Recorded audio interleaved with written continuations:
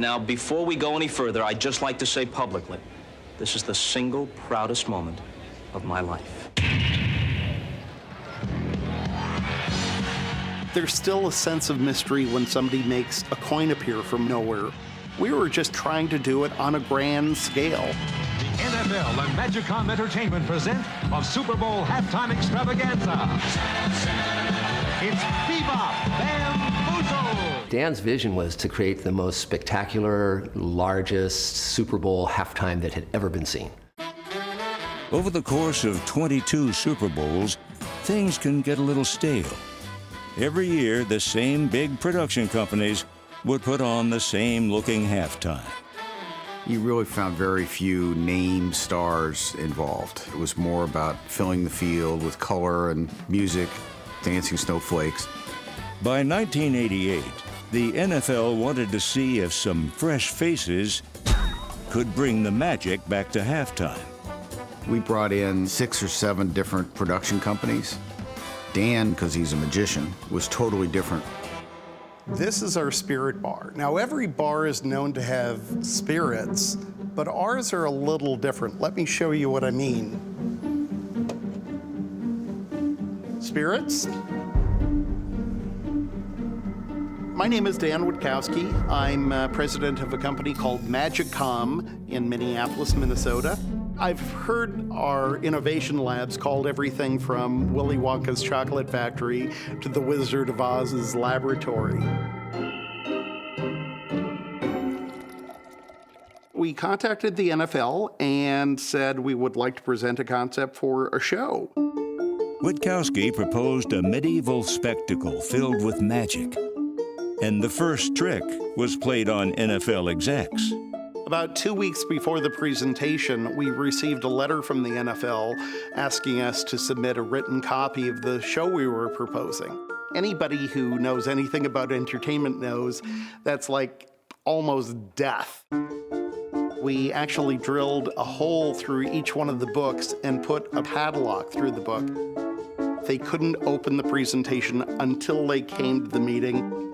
I was told the next day by one of the administrative assistants at the NFL that people were coming out of their offices and in the hallway saying, "What is this? Where's the key? What's going on?" And Commissioner Rozelle actually attended our presentation, which is the only one of 20 presentations that I'm told he sat in on because he wanted to get his key. And he got it, and I guess we got the deal.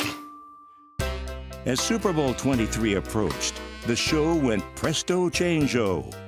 Its setting became the fabulous 50s, and the medieval magic was scrapped for the world's biggest card trick. It would also be in 3D for television viewers who bought special glasses with 6 packs of soda. When the 3D element came into play on this, there was a tremendous amount of publicity. The first ever network broadcast in 3D. This is the greatest Super Bowl halftime I've ever seen. I told you I lie a lot. This is the best halftime entertainment I've ever seen at the Super Bowl. Hosted by the immortal Elvis Presto. It's a magic show. We're going to give it kind of a 1950s theme. Well, we needed a lead magician. Starring at Prince of Prestidigitation, Elvis Presto! Presto. It was Elvis Presto. This journey, it's about creating a fulfilled, exciting life experience so that when the universe opens up and presents you with an opportunity that you had no idea was coming, you can embrace it. I'm Alex Cole. My wife Terry and I own Yo-Yo Yogi, which is a yoga studio in Portland, Oregon. I started out as a singer, actor, dancer back in the 70s. I was with Solid Gold, which was a music and dance show in the 80s. After Solid Gold, I moved into choreography. I got a gig to choreograph the Super Bowl. Reagan Patno was our lead, and he was perfect. I mean, he was like a blonde Elvis. He got a Lee Jeans commercial 3 days before the Super Bowl and decided to quit the Super Bowl and go do the Lee Jeans commercial. So it was like, okay, now what? You pick your card by clapping hands. Cole was the obvious choice to don Elvis Presto's golden jacket. he taped a few special 3D clips that would be rolled into the broadcast of the show, and then it was time to bebop bamboozle.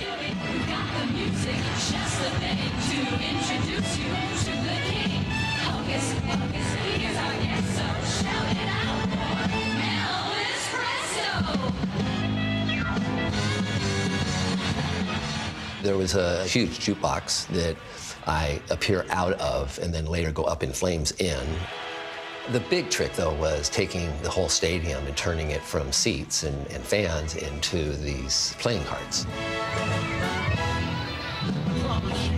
You're gonna find this card trick's gonna blow your mind. But first you have to pick a card. Come on and concentrate real hard. There were 4 playing cards that actually came on the field, and they were huge. People, by their applause, were going to select a card. King of Hearts. Everyone selected the King of Hearts based on their applause, and that was legitimate. That actually could have been any one of the 4. Was a King of Hearts the card you chose? Only Mr. Presto knows. Prepare for my most mystifying feat. The card you chose was under your seat. We asked everybody to take the seat cushion that they were sitting on and hold it up. Now hold up your cushion, surprise, surprise, right before your very eyes. And if you look in the stands, it's kind of hard to see, but the perimeter of the stadium actually forms a K with a heart in it, and on the field, we formed the King of Hearts instantaneously. How did we know they were going to select the King of Hearts? How did we know? The rest of the show featured music and magic, trampolines, fire, 100 motorcycles, and for 12 minutes, the man who wasn't supposed to be Elvis Presto was the biggest performer in the world. It almost feels like a dream, like that it was a movie I watched or it happened to somebody else. It was my last performance, last time on stage. In a footnote to the halftime show, Joe Montana took the stage and made some magic of his own. But by that time, Elvis Presto had left the building. One of the most iconic games of all time, Joe doing what Joe does, but I didn't get to see it. I was on a bus heading back to the hotel. The day after the Super Bowl, some critics were feeling less than enchanted. For the TV audience, I think we could have done a better job with the magic. We couldn't test the K of Hearts. It's kind of hard to see. While I don't think it was our best effort, I think it delivered fun.